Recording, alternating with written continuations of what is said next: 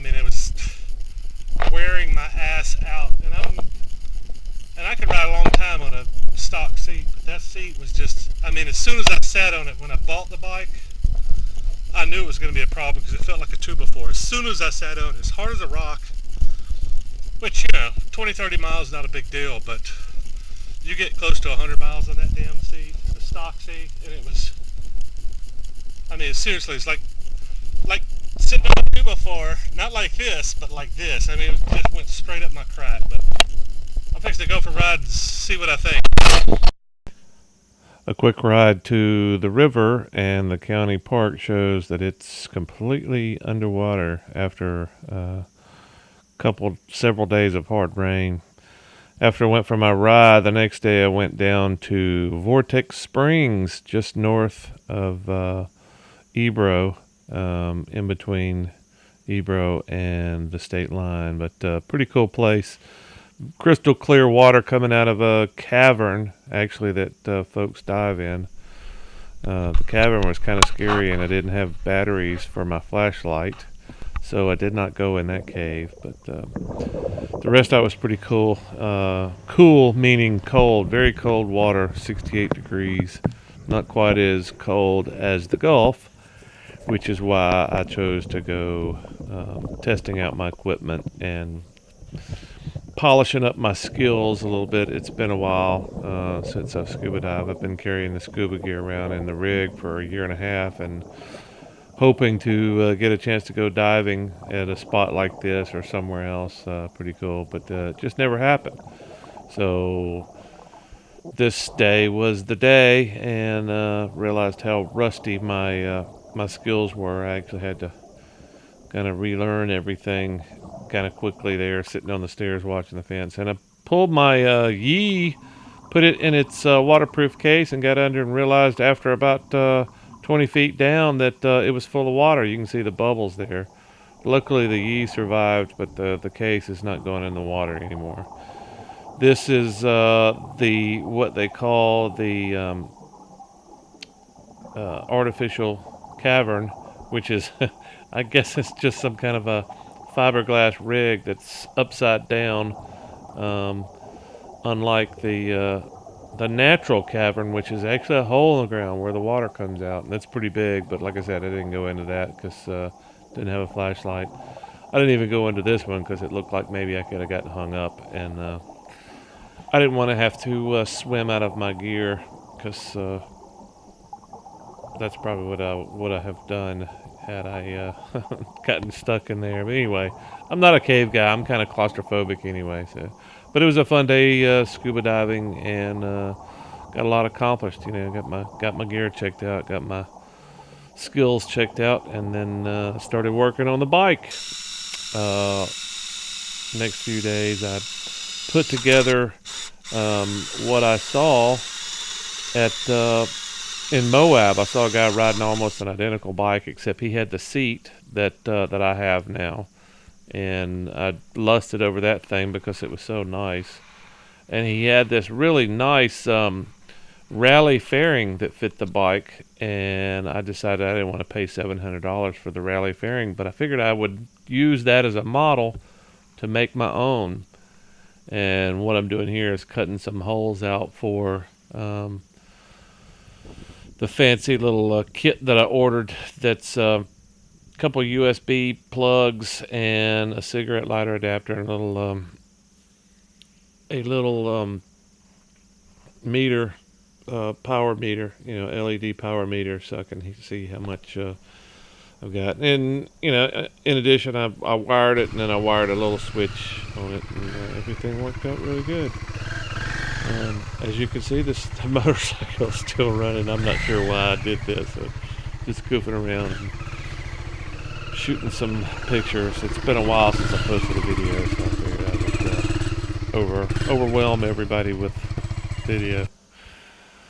And this is my first forging experience. I've never actually used heat to bend metal, and I'm actually bending a steel rod that after I put the proper bend in it, I hammer the ends out, the ends on it after I cut it correctly, I measured it off and decided rather than weld some loops on it to use this as a bracket, I would just hammer the tube, the rod down flat, and then drill a hole in it on both ends, and it just worked out amazingly.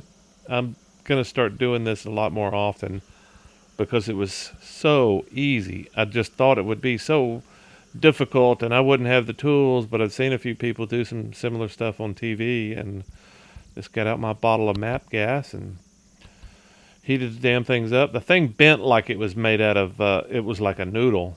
I thought I was going to have to actually strain and push on it to bend it, but it just bent like a noodle, like I said. And here I am, I'm heating up the one of the ends, and once you get it red hot, you just hit it with a hammer a few times, flattens out perfectly.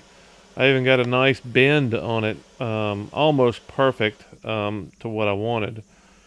And then I just go measure it up to the motorcycle and put it through the loops that I was going to put it through and bolt it on. And that was just such a simple thing. And I finished that up this morning.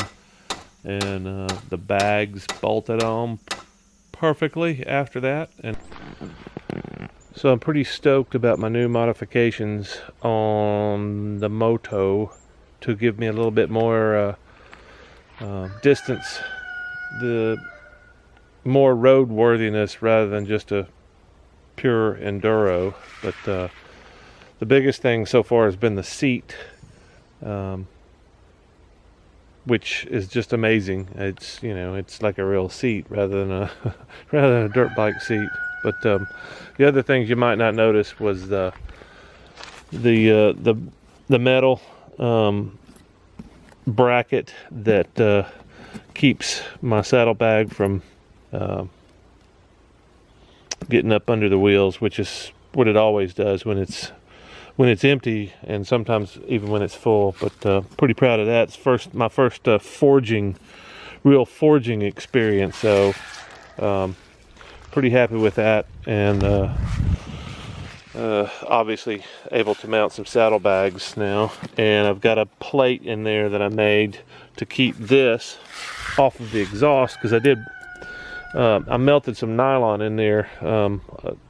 A trip, one of my trips in Wyoming, I did a couple overnight trips in Wyoming, and melted some nylon because it kept bouncing on the exhaust. And luckily it was nothing catastrophic. Didn't cost me a lot of money. It was just a nylon bag. But anyway, I guess maybe other than the seat, the thing I'm most proud of is my my enduro fairing, which is pretty quickly removable.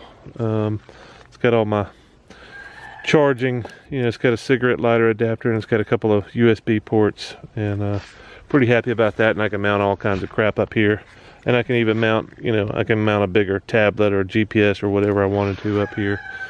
But the biggest thing is that this thing breaks the wind so much. You know, it's not perfect. I'll probably wind up doing some modifications to it, but it breaks the wind up so much that it allows me to ride a lot further without getting tired. And that's what this is all about. You know, instead of, my limit has been up to this point about 300 miles on this bike because I'm just worn out and beat. But hopefully now I can get, you know, maybe double that, maybe even triple that. I don't know if I actually want to ride this bike 1,000 miles in one day, but you know, if I had to, it's possible. And hell, if I really wanted to ride 1,000 miles, I'd probably get a bigger bike with a bigger windshield. But anyway, still some modifications to come, but I'm happy with what I've got so far. This being the number one item. My God, that makes such a difference. A real seat.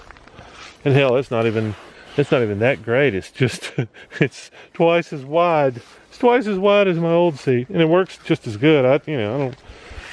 I've got wide, long legs. I don't need a motocross seat. Anyway.